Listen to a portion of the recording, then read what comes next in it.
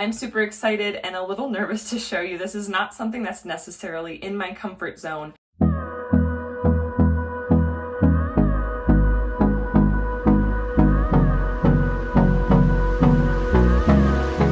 Hey there, welcome back to Limabean Living. If you are new here, my name is Emily. Welcome to my family channel. In this channel, I pretty much take care of like all things mom, and that's kind of what this video is today. I have so much like random stuff that I want to get done, and I just figured I would tackle it all today, film it for you, and share this craziness with you. And it's all listed here in my bullet journal. It's like a long list of things. But I want to first start off by making some cold brew that I can enjoy tomorrow when I am allowing myself to have some coffee. So let's get started. Today, I also wanted to use up a bunch of extra wax from candles that have burned out, but there's a lot of leftover wax. I'm actually gonna repurpose them and make them into another big candle. So I'm gonna show you guys how I do that. And then kind of on the wax theme, since a lot of you guys are, staying at home and staying safe during this kind of scary time, you probably aren't going to your salons or getting your waxing done or whatever. And I actually started waxing my underarms. I know this may be TMI for some people, but skip ahead. I actually started waxing my underarms like a long time ago, and I've noticed a big difference from when I shave.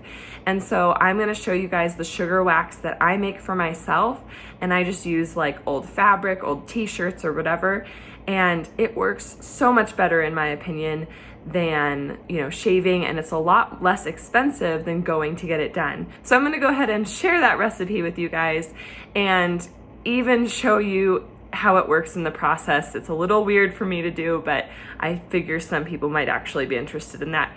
And I'll let you know when you can close your eyes if that's not something you want to see. Okay, so I've got pretty much everything that I need here. Just to start, I'm going to use some of this E6000. It's Extreme Tack. Not really like a permanent glue. It's kind of like something that you would find on the back of your credit card when it comes in the mail. It's that really sticky stuff. So I'm actually going to put this glue in my little glass container, which I used up a candle in here in the first place.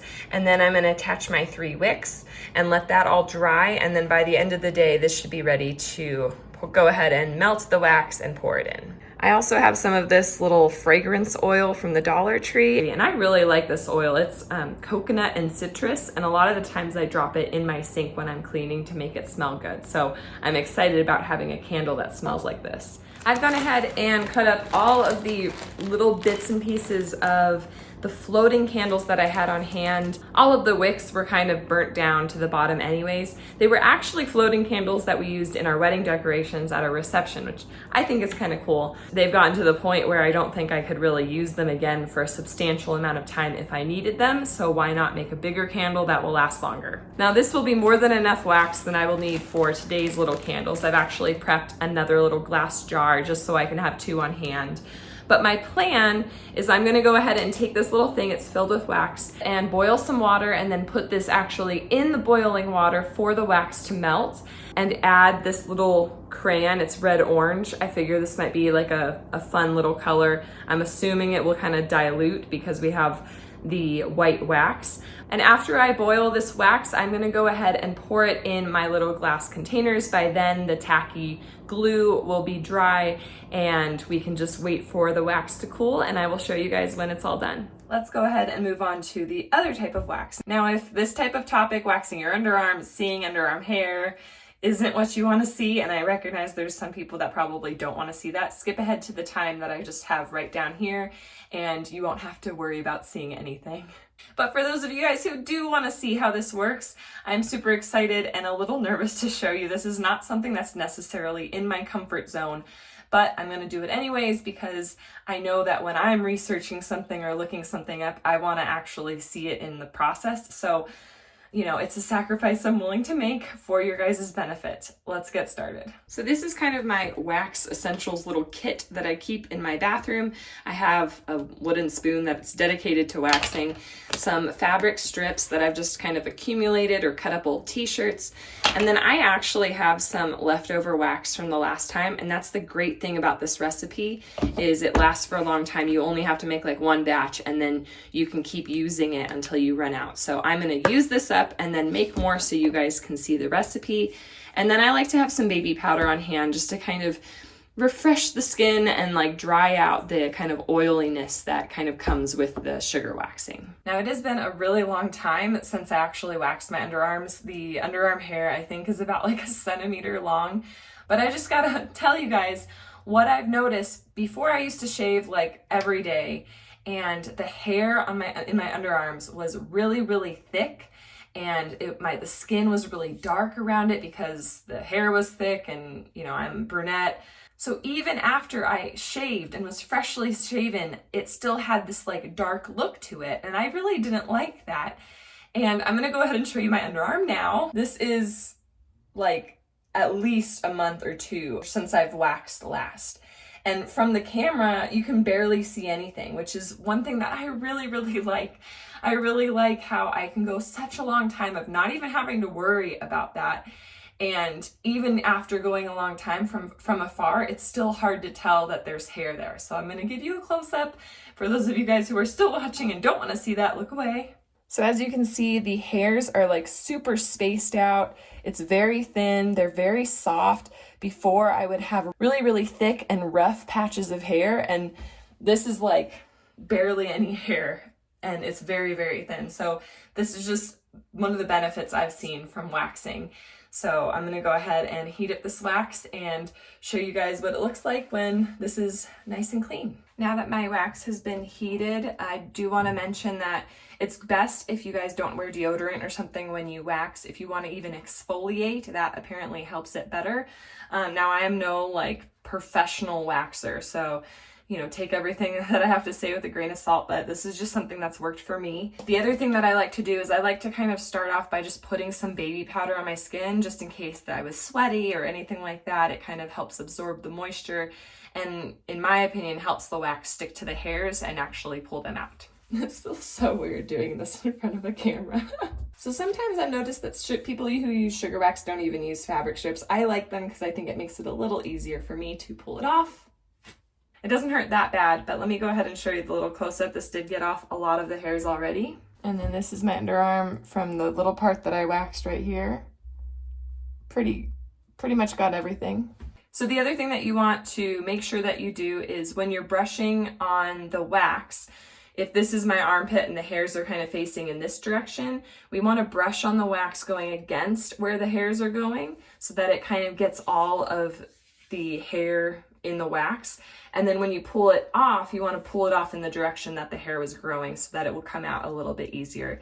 That's what I've been told, and that's what works for me. The other thing that I do often throughout this process of waxing is like wipe down my armpit again. Sometimes even put a little bit of soap on here, kind of like wash it off, dry it, put some more baby powder and do it again if I'm noticing that the wax is like kind of just really separating from my skin because of the oils. Now, because I have so little, I have to reheat my wax kind of more frequently because it cools faster. So I have already had to reheat this once, and I'm just waiting for it to not be super runny, and it's looking like it's getting to the state where it's not like gonna run off my little spoon here. So here we go.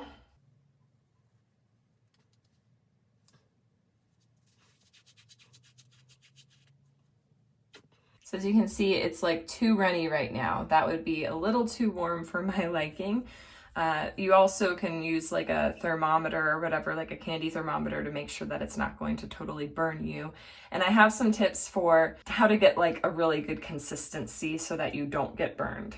So with just about 3 strips of my wax, pretty much all of the hairs are gone. There are some stragglers, and rather than continuing to use wax after wax after wax and kind of wasting the wax that I've made, I just take some tweezers and I pluck out the random hairs that, you know, weren't lucky enough to be pulled out with the others. So I'm gonna go ahead and do that now and then finish up my other arm, and I will check in soon. The waxing is over. You guys can go ahead and uncover your eyes now. Anyways, as you guys can see, there are like no hairs. It's super soft. It doesn't look really dark underneath because there's no dark hairs underneath my skin. And this will last for another couple of months. And what I noticed was that the more that I waxed, or not necessarily the more frequently, but you know, the longer I've been waxing, the less hairs there are and the finer they are. And so overall, it's just, I'm really loving the experience. The only thing that's been a struggle is finding the right recipe. And I've used kind of the same recipe necessarily from the beginning, but how I cook the wax has kind of altered. And the last time that I made wax, I made a really good batch and I wrote down everything that I did. So I'm going to go ahead and share that with you guys right now. Well, actually, I'm going to wash my underarms and then I'm going to go ahead and show you guys the recipe. So to make the sugar wax, you're going to need 1 cup of sugar, which I'm just going to pour into my little pot right here. You're going to need 1.5 tablespoons of lemon juice, and you're going to need 2 tablespoons of water. Now I'm just gonna go ahead and just kind of mix this up before I turn on the heat.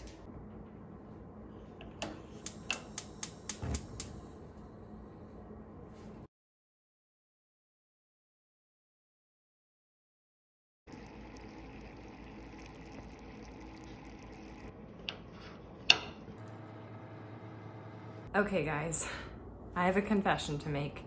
I thought I had the perfect recipe, and it turns out I did.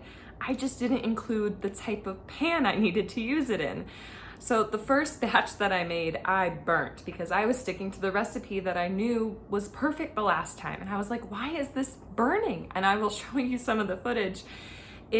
You do not want your sugar wax to come out like a dark brown. If anything, I'd say undercook it because then you can cook it more in the microwave or something, but you do not want a dark caramelly brown because that is going to make more of a candy and it's gonna get really hard and snap off your skin. And I've overcooked my sugar wax before and it hurts. So that's why you definitely don't wanna overcook this. Now, the first pan that I used was kind of like an old school silver little pot. I used this guy and it did not serve me very well. It cooked the sugar wax way too fast, and I was following the instructions that I had made for myself the last time and it just did not work. Now, I went ahead and did a new batch in a new pan and my recipe worked perfectly. I went ahead and used this like Tefal type of pan, and it cooked it like a lot slower and everything just kind of worked out better. So I'm gonna make sure to write this type of pan on my recipe as well. That way I don't waste, you know, a cup of sugar the next time. If the first type of pan, the one that I burnt my recipe with, is the only type of pan that you guys have at your house, I would just suggest that you turn the temperature pretty low. I've discovered through my many attempts at making this that the longer it takes me to cook and the longer I let it simmer and the less heat that I use to actually cook this, the wax actually goes onto my skin at a cooler temperature and a good consistency. If I try to rush the process and turn up the heat and try to get it to be a color that I like as quick as I can, that is when the sugar wax will actually really burn my skin and it will harden quicker. And so it will need a higher temperature to be like melty, and then therefore you're putting a higher temperature on your skin. It's a whole lot of mess. So I would really recommend, depending on the types of pans you have, just make sure you have it really simmering and not boiling. And as soon as you notice some golden color, I would say probably turn off the heat and go from there. It might take a couple attempts, but from my experience, again, it's better to undercook than overcook because you won't burn your skin. Now, since I already waxed, I'm just gonna go ahead and store this, but you can go ahead and use it, just not right away. You need it to cool down. You are not gonna put bubbling, simmering wax on your skin right away. Make sure it cools down. If anything, just microwave it for about 30 seconds when you have like a full batch, and it will soften it up enough to start using. Now, the great thing about sugar waxing is it's made with sugar, so it's going to easily dissolve. So anything I couldn't get off my utensils or my baking supplies, it will easily dissolve in water, and it's a really easy cleanup. I'm just checking in. I went ahead and made my candles. The glue that I used to kind of secure the wicks to the bottom of the candles seemed to be dry, so I went ahead and melted a lot, but not all, of my white wax with 1/3 of a crayon a couple of times, and added in maybe about a teaspoon of the oil, the scented oil. And so I'm gonna see how it turns out when I'm actually burning the candles to see if it's very fragrant, if next time I should add like the whole bottle in or whatever. but I'm really happy with how they're looking. I used tape to kind of line the glass candle holders to keep the wicks in place, although I've seen plenty of other people use like sticks or whatever to kind of keep it in place, but the tape worked fine for me. And then I also, while I was in the kitchen, I went ahead and cooked my chicken, which was on my to-do list. But I have like a foolproof way that I've been cooking my chicken breast for the longest time, and the chicken is never dry. Like, I love cooking chicken this way. So I turn the dial of the heat to be about like 7 or 8. So we want like not all the way high, but we want high heat. And you cook it on like the pretty side of the chicken breast for a minute, and then you flip it over, turn the heat to like a 4, and put the lid on the pan and let it cook for 10 minutes. Then after 10 minutes, you turn off the heat and then leave it in there. Don't remove the cover or whatever, but let it cook for another 10 minutes while just sitting there. And the chicken breast always comes out perfect, you guys. Like, I haven't had a bad chicken breast yet. The only time that I think maybe it might need longer to cook is if I don't tenderize the chicken breast and it's like a really thick chicken breast, then obviously it's gonna need a little bit more time to cook. So maybe like 13 minutes with the low heat before turning off the heat. All of my chicken has been cut up and portioned out, and I'm just waiting on my rice and broccoli to finish cooking. Then I'm gonna have like a lunner because I've just been so busy I didn't get a chance to like sit down and eat lunch. So I'm just gonna enjoy some of that and then clean up the kitchen. And I was gonna do a craft today, but I think I'm just gonna put it in another video. It's gonna use Dollar Tree items, and it's gonna be maybe like a farmhouse type look. I'm just gonna go ahead and plan out what I want to do with that, and then probably tackle that tomorrow because I'm exhausted from all of this. All right, so I enjoyed my lunner. It was very delicious. I'm excited. I have like 5 other meals packed away and ready to eat, so I don't have to worry about cooking that type of meal for a while. I am happy that my candles and my wax are now just done. The candles had some funny thing happen. The middle of them actually kind of created a little crater and caved in. So I'm thinking next time I might do like a 3-layer candle, and maybe I'll alter the colors or something fun like that and make it like an ombre effect. But I'm thinking that it's just because I poured all of the wax in all at once that when it cooled, it kind of cratered. So it's a little weird, but I'm happy with my first attempt, and I'm looking forward to making more sometime in the future. I've been burning this for probably at least an hour, and the scent is pretty subtle. So next time I think I'll probably do like half of a bottle of the oil at least when making a candle this big. But overall, I am pretty happy with it. It is burning a little odd, but these little sides weren't fully burnt a while ago, so I'm just kind of waiting for it to fill out. But even if it doesn't really burn all the way, I know how to salvage the rest of the wax, and I'm not too worried about it. The wax, I don't foresee needing to use for at least another month. Like I said, sugar waxing has worked very well for me, and now that a lot of us are cooped up in our homes, it might be something that you guys might want to try, especially if you can't go and make those appointments for yourself. Don't forget that pans matter. I actually poured all of the bad batch into this cherry Smucker's jar that I saved. Like I said, I don't like to waste. So I saved these containers if I want to trash some fat, or in this case, if I burn a batch of sugar wax. As I also mentioned before, I was planning on doing a craft, but I didn't really have the energy today, but I did have the energy to go ahead and sketch out kind of what I'm hoping it will look like. So stay tuned for a future video where I will actually assemble and make something that looks like this using Dollar Tree items. And that's it. I hope you guys enjoyed this kind of random get it all done video today. Don't forget to hit that subscribe button if you haven't already. Give this video a big thumbs up, and we'll catch you in the next one. Woohoo! You've made it to the end of the video. If you didn't know already, my name is Emily from Limabean Living. Welcome. We are so happy to have you. We post videos every Monday and Friday on a variety of content: lifestyle, cooking, cleaning, military life, DIYs, encouraging mathematical development in children, and so much more. Thank you so much again for watching, and until next time.